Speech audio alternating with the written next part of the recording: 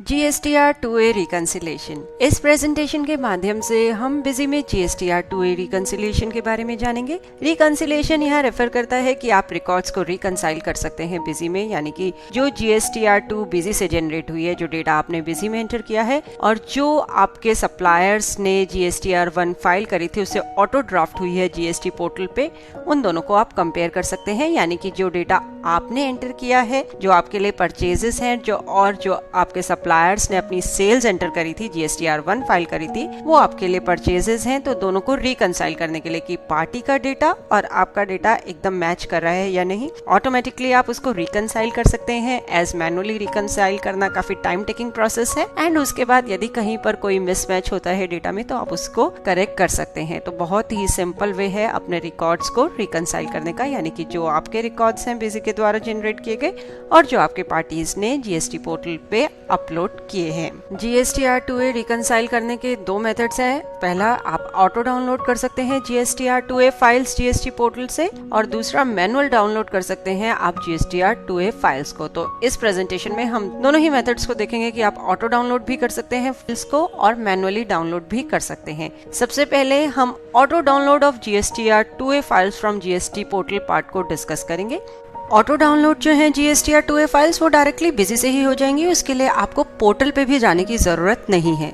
इसके लिए सबसे पहले हम गवर्नमेंट की वेबसाइट gst.gov.in पे गए, लॉगिन किया, अपना यूजर नेम पासवर्ड आप स्पेसिफाई करेंगे, कैप्चा ये जो स्क्रीन पे अपीयर हो रहा है वो स्पेसिफाई करेंगे एंड लॉगिन करेंगे।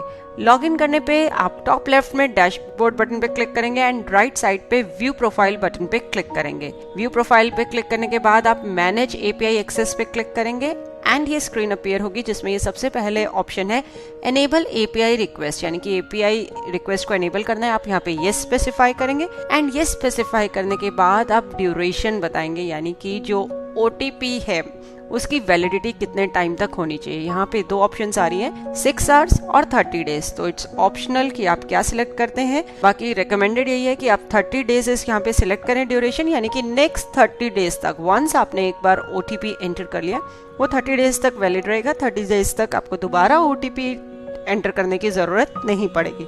यदि आप 6 आवर्स की ऑप्शन सेलेक्ट करते हैं तो आफ्टर एवरी 6 आवर्स, मतलब 6 आवर्स का पीरियड जब ड्यूरेशन खत्म होगा, आपको अगेन एक OTP आएगा, वो आप एंटर करेंगे बिजी में, देन ओनली आप ये वैलिडेट होगा। तो इट्स रिकमेंडेड कि आप 30 डेज को ऑप्शन सेलेक्ट करें। ये जो OTP की हम यहाँ बात करें, ये OTP आपको बिजी में एंटर करना होगा, यानी कि जब भी आप फाइल्स डाउनलोड करेंगे तो वहाँ पे एक स्क्रीन आएगी जिसमें कि ये OTP आपको एंटर करना होगा। अभी आगे हम यही देखेंगे कि किस तरीके से वो आप OTP एंटर करेंगे।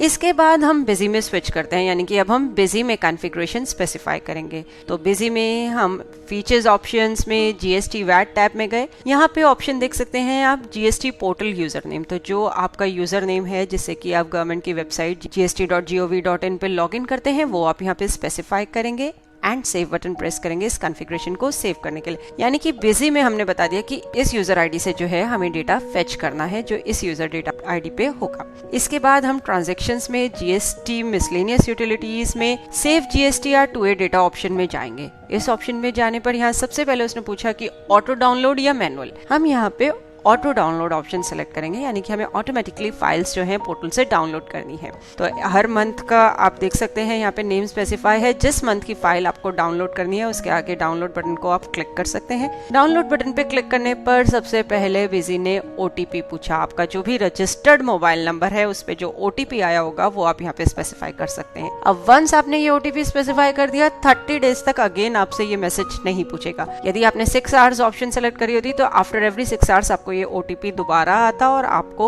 एंटर करना होता। तो हमने यहाँ पे OTP स्पेसिफाई किया और ये देखिए अप्रैल मंथ की जो GSTR2A है वो सक्सेसफुली सेव हो गई।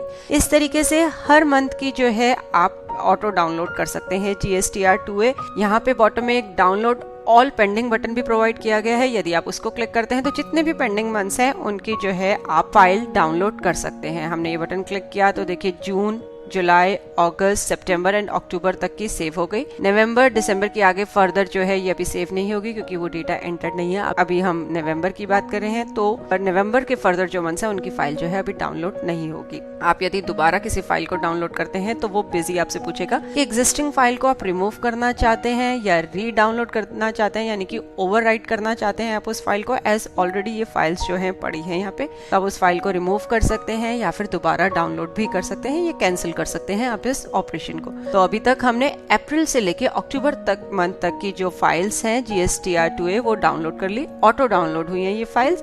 इसके बाद हमारा नेक्स्ट स्टेप है इसे रिकंसाइल करने का। इसके लिए हम GST मिसलेनियस यूटिलिटीज में ही ट्रांजैक्शंस मेन्यू के अंडर रिकंसाइल GSTR2A ऑप्शन में जाएंगे। यहाँ पे देखिए बिजी ने पूछा कि ignore difference of amount up to rupees, यानी कि कितने रुपीज तक का, कितने अमाउंट तक का डिफरेंस जो है इग्नोर करा जा सकता है, यानी कि जो पार्टी ने डेटा एंटर किया है और आपने डेटा एंटर किया है उसमें कितने अमाउंट तक के डेटा को कंसिडर नहीं करना, डेटा के डिफरेंस को कंसिडर नहीं करना। तो ये देखिए रिकंसाइल GSTR2A स्क्रीन पे आपको नजर आ रही है। यहाँ पे जो एंट्रीज ब्लू कलर में है यानी कि वो परफेक्टली ऑलराइट है, पार्टी का डेटा और आपका डेटा बिल्कुल सेम है। रेड कलर एंट्रीज शो की कुछ डिफरेंस है, आप स्क्रीन पे देख सकते हैं कि जो अमाउंट है पार्टी ने एंटर किया है या जो आपने एंटर किया है उसमें डिफरेंस है। यहाँ पे टाइप फील्ड से आप पता लगा सकते हैं कि ये डेटा आपने एंटर किया है या पोर्टल से फेच हुआ है। जहाँ पे बिजी लिखा हुआ है यानी कि वो डेटा आपने एंटर किया है, एंड जहाँ पे GSTR2A लिखा है यानी कि वो डेटा जो है पोर्टल से फेच किया गया है।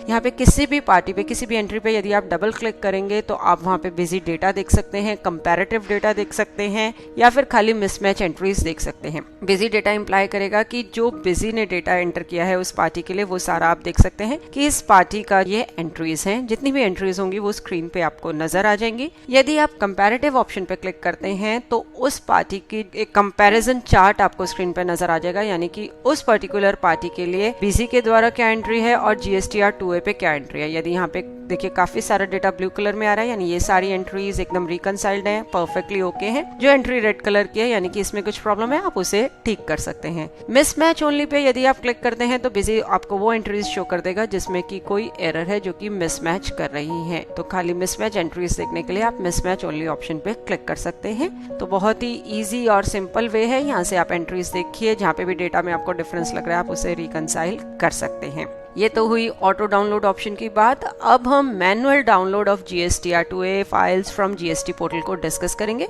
इसके लिए अगेन हम गवर्नमेंट की वेबसाइट gst.gov.in पे गए, यूजर नेम पासवर्ड स्पेसिफाई किया, कैप्चा एंटर किया, लॉगिन किया। यहाँ पे आप जो है रिटर्न डैशबोर्ड ऑप्शन पे क्लिक करेंगे। इसके बाद रिटर्न फाइलिंग पीरियड बताएंगे। यहाँ पे हमने अप्रैल मंथ सिलेक्ट किया। अप्रैल की फाइल यदि हमें डाउनलोड करनी है तो यहाँ पे ऑटो ड्राफ्टेड डिटेल्स GSTR2A के अंडर डाउनलोड बटन को हम क्लिक करेंगे अप्रैल मंथ की फाइल को डाउनलोड करने के लिए। इसके बाद generate JSON file to download button पे आप क्लिक करेंगे तो ये जो JSON फाइल है आपके कंप्यूटर पे सेव हो जाएगी। यहाँ पे मैसेज आ रहा है कि आपकी रिक्वेस्ट जो है एक्सेप्ट कर ली गई है, लेकिन अभी कुछ टाइम लगेगा इसे डाउनलोड होने पे। और वंस ये डेटा आपका जो है डाउनलोड के लिए अपीयर होगा तो आप generate JSON file to download button पे क्लिक करेंगे और ये फाइल जो है आपके कंप्यूटर पे डाउनलोड हो जाएगी। सिमिलरली इसी तरीके से हमने मई मंथ को सिलेक्ट किया, डाउनलोड बटन को क्लिक किया and then generate JSON file to download button को क्लिक किया। उसके बाद click here to download JSON file 1 option पे क्लिक किया तो ये जो फाइल है हमारे कंप्यूटर पे फोल्डर में सेव हो जाएगी। अब ये जो JSON फाइल सिलेक्ट हुई है इसे हम एक्सट्रैक्ट करेंगे। जिप फॉर्मेट में ये आई है तो माय कंप्यूटर्स में डाउनलोड फोल्डर के अंदर हम गए तो ये देखिए दो फाइल्स आपको नजर आ रही हैं, एक अप्रैल मंथ के लिए और एक मई मंथ के लिए। इनको हमने एक्सट्रैक्ट किया, इन फाइल्स को जिप फॉर्मेट में थी। आप चाहें तो अपनी कन्वीनियंस के हिसाब से इसको नेम भी दे सकते हैं। जैसे फर्स्ट फाइल को हमने रीनेम कर दिया अप्रैल एंड सेकंड जो हमारी डाउनलोड फाइल थी उसे हमने एक्सट्रैक्ट किया एंड उसे रीनेम कर दिया मई से। तो अप्रैल और मई 2 के लिए हमने ये फाइल्स जो हैं डाउनलोड कर ली हैं। इसके बाद हमने एक न्यू फोल्डर क्रिएट किया GSTR2A नाम से, उसमें ये दोनों फाइल्स रखी और इस फोल्डर को हमने डेस्कटॉप पे प्लेस कर दिया। तो यदि आप चाहें तो इन फाइल्स को कहीं भी कन्वीनियंट प्लेस पे स्टोर कर सकते हैं या फिर वहीं डाउनलोड फोल्डर्स में भी रहने दे सकते हैं।